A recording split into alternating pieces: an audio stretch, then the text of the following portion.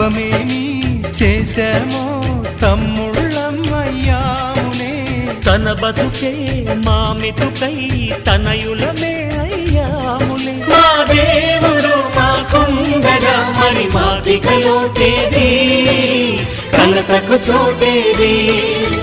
మాలో గిలిలో పండేదంతా పుణ్యమే, మా జాబిలికి ఏడాదంతా పుణ్యమే. ఈ ఇంటికి మా కంటికి మణి దీపం ఈ రూపం, ప్రేమకు ప్రతిరూపం.